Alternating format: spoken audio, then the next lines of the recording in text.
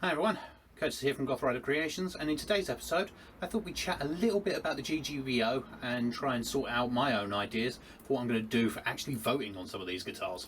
Stay tuned.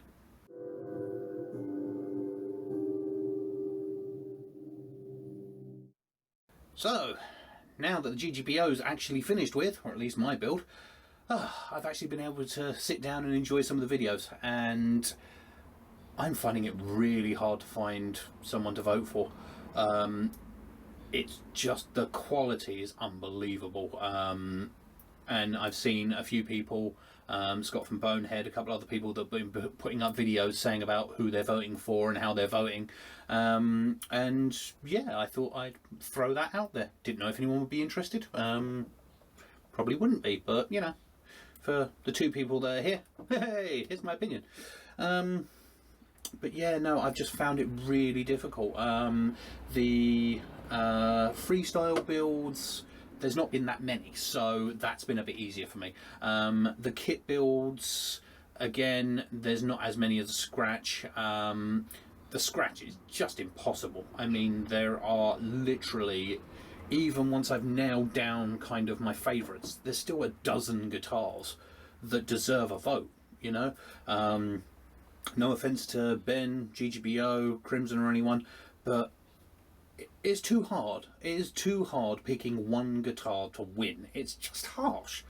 But yeah, I mean, I think the other issue as well for me is that I'm not a player.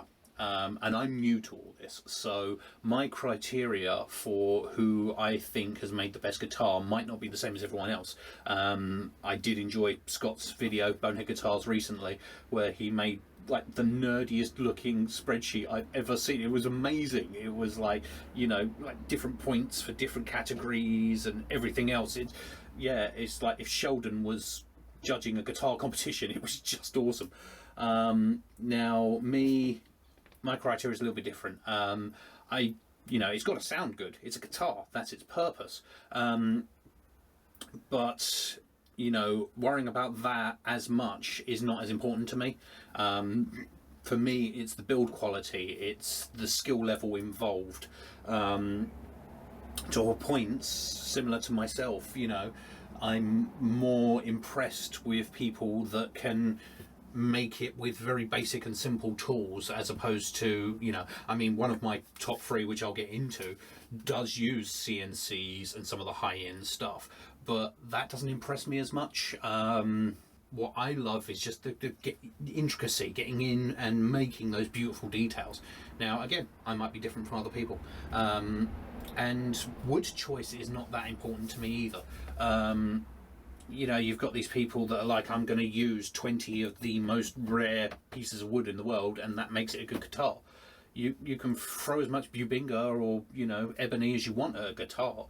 If it's not been made right or well, then what does it matter? So yeah, so my take on it's probably a bit different. But yeah, so rather than me waffling, oh, and one thing I did want to say might be considered a criticism. Everybody, pretty much everybody who has done their final video, amazing videos everyone, really impressed, can you please stop saying I can't play? Okay, I can't play. If you watch my video, there's me attempting to do Smoke on the Water really badly. I even got a comment the other day from someone saying, oh, just because you should doesn't mean, just because you can doesn't mean you should. It looks great, but it sounds terrible. I can't play guitar. You know, I cannot play guitar. There's so many people on their final videos that are going, oh yeah, don't judge the sound quality, I can't play. And then they start, you know, going crazy. It's like, all right, mate, I can't play, but here's some Steve Vai. Yeah, all right, whatever. So yeah, you can play, you're just not, you know, going to be, thanks, Lucifer. You can play, you're just not going to be auditioning for Dragon Force anytime soon, but you can play. I can't, so, you know, save all that, please. So, waffling over, now it's time for the details. Now, I've made a short list of the ones that I think are worthy of a vote. My personal opinion. Now, it's not an exhaustive list. I've enjoyed a hell of a lot, but there are certain projects that have just really stood out to me. Freestyle. In no particular order, you've got Cameron at Cheapskate.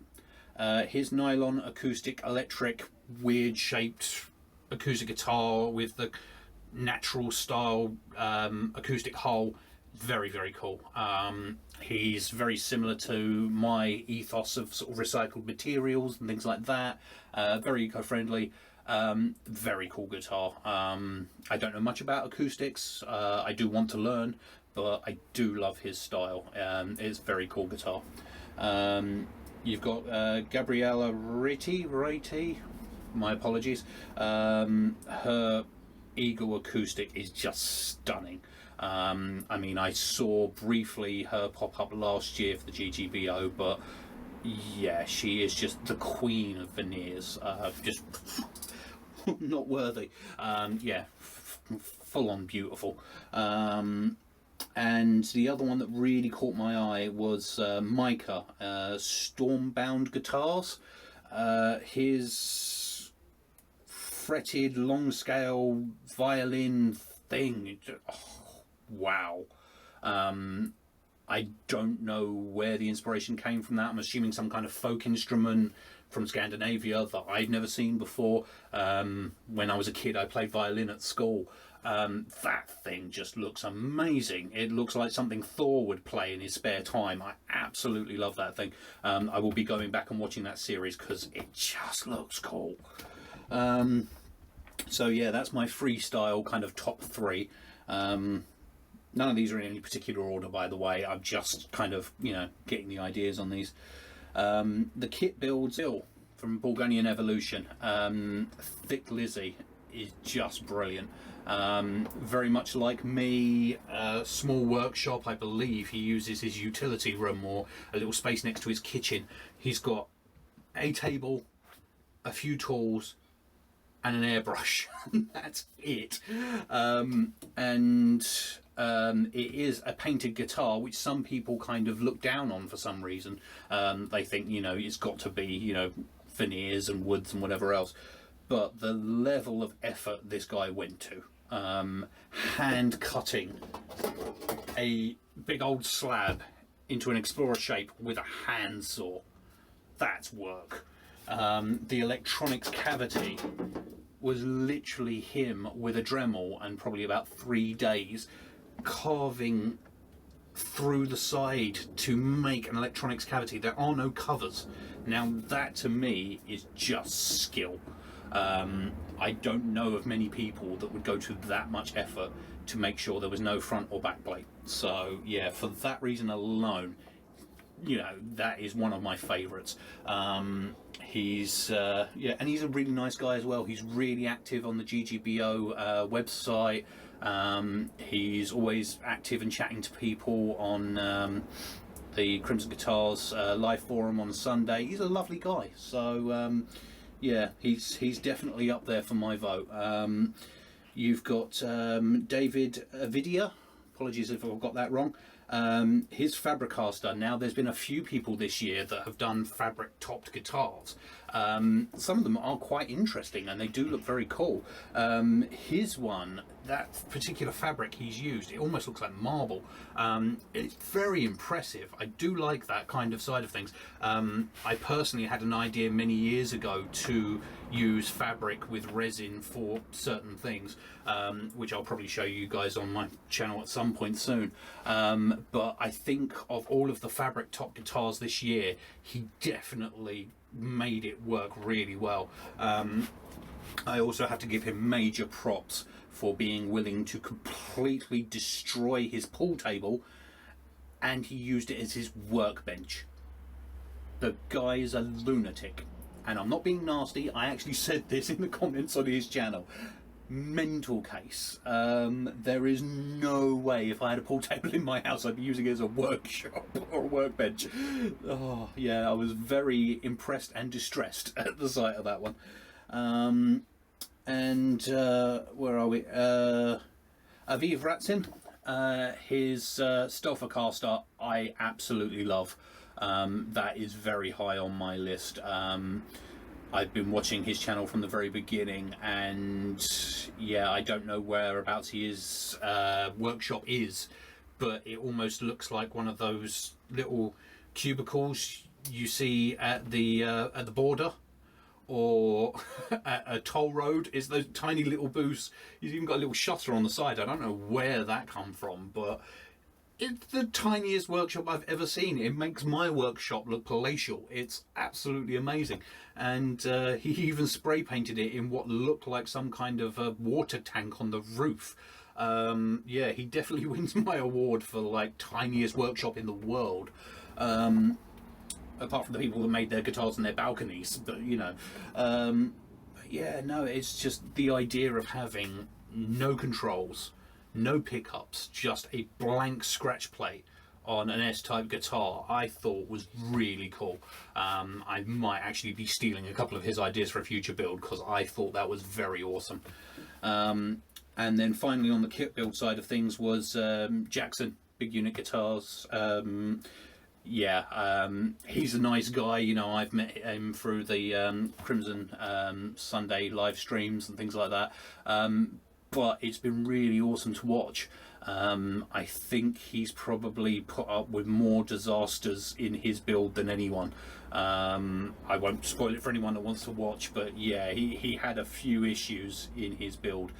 And he didn't give up, he didn't stop, he found solutions, he came up with different ideas, and he got the guitar built. I think he, like myself, can be a bit hard on his own view of himself. He did seem quite self-deprecating when it came to the end, and him picking out all the flaws rather than all the good parts of the guitar. But I thought it looked absolutely beautiful and it played very well. So yeah, he's definitely up there on my list. Now we come to the scratch build, and this is where it's going to be a long list, because there are some absolutely amazing guitars. Scott, Bonehead Guitars. I have bigged this guy up a lot. He has pretty much single-handedly created the playlist for people to find GGBO stuff. No offense to GGBO, Dale, Talitha, Ben, anyone, but the website has not been the easiest to navigate, and it's not always been easy to know where to put things up or where to view things. I'm not a technophobe, but I'm also not a technological genius. You know, I'm a good mid-rate on these things. I actually found that website quite difficult to navigate, so Bonehead really helped by having those playlists on there, so thank you very much, mate. And to be fair, he has commented on every video. He is like the guru of the GGBO. But aside from all that, Kai's Light, the guitar he made, is stunning. The two-tone with the dark and light, the actual shape, it's beautiful. And the big reveal at the end when he actually hands it to Kai is just, I loved it. So yeah, that's definitely high on my list.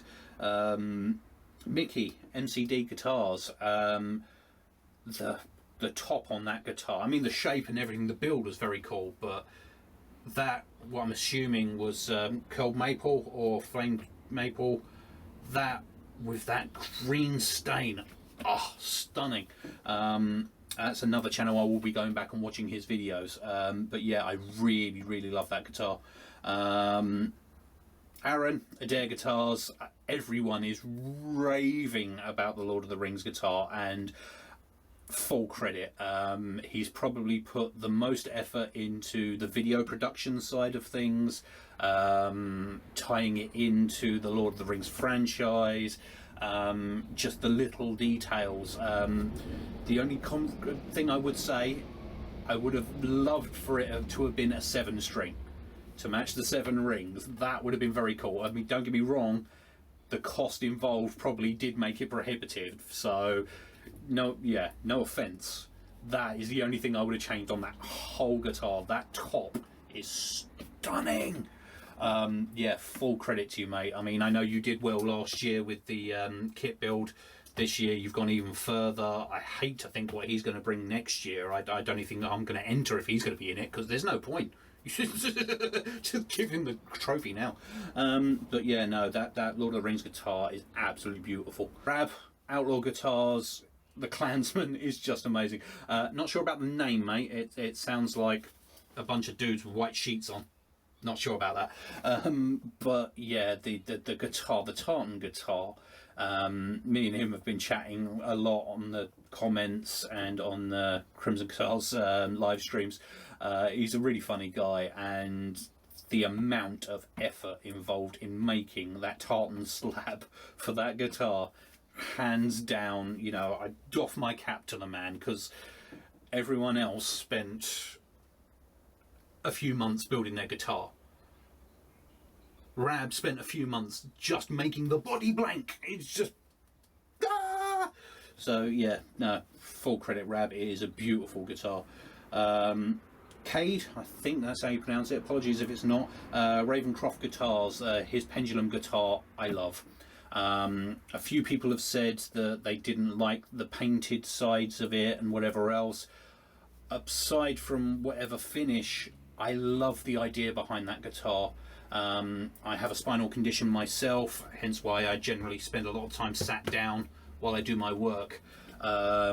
And the idea of making a disabled accessible guitar, I think, is absolutely fantastic. You don't need to pander to people with disabilities.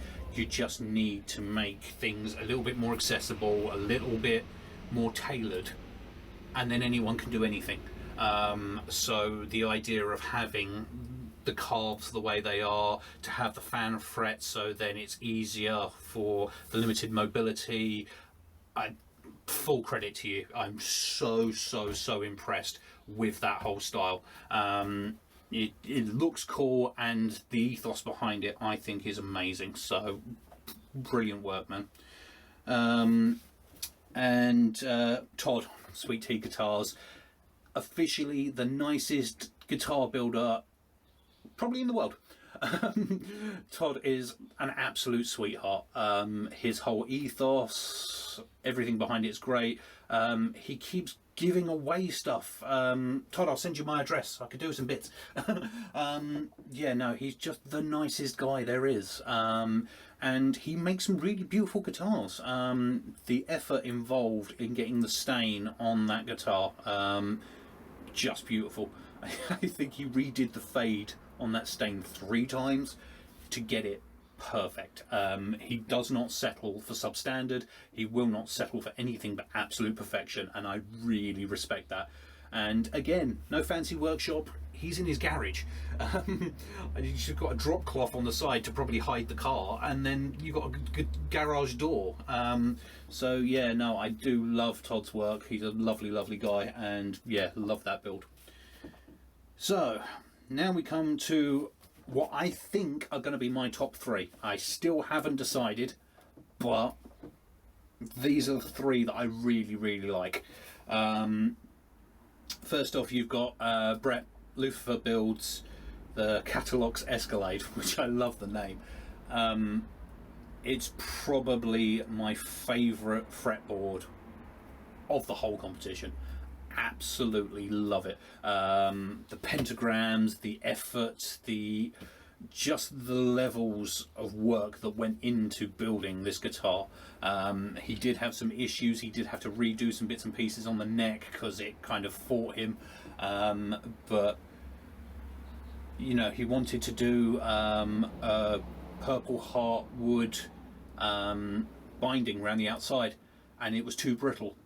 So he just cut out a chunk of this wood and then recessed everything inside it and then slotted it all together and then cut it out. That's so much work. That's so much more work than was ever needed. Most people would try it, fail, and go, nah, you know what? I'll try something else. He was like, no, I've got this vision. It's going to work. I'm going to make it happen. And then spent an inordinate amount of time making it work. I fully respect that. All the details, everything on that guitar, I absolutely love. So yeah, no, he definitely works on that one. You've got Mark Gutierrez, the Avant, I think that's how you pronounce it, the Avant. I love it.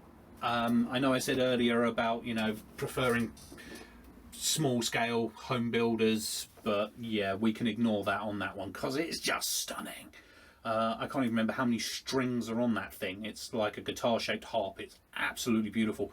The levels of engineering involved in making that headless, in making it that extreme sort of not even fan fret, just curved fret. The rich light top, the insane electronics cavity, all compartmentalized out. The shape, I cannot sing the praises highly enough for that guitar. It is beautiful, and it sounds insane. Yeah, I mean, I've been watching his channel for a while, and that guitar completely blew me away. So yeah, full credit. And the other one is Korres Guitars. That Iris multicolour is beautiful. Now, I've seen his channel previously. He actually did a prop replica, well, a playable replica of Johnny Silverhand's guitar from Cyberpunk 2077. I'm a big fan of the game. And to be honest, I think that might be the future for this one here.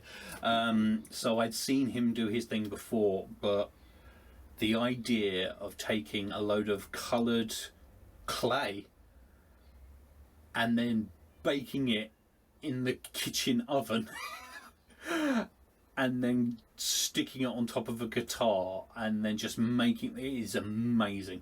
I'm always up for new materials, new techniques. I mean, you know, you saw the craziness of my build, but yeah, just the idea of making a clay guitar top and then matching it all so well with the anodized fittings and everything is beautiful.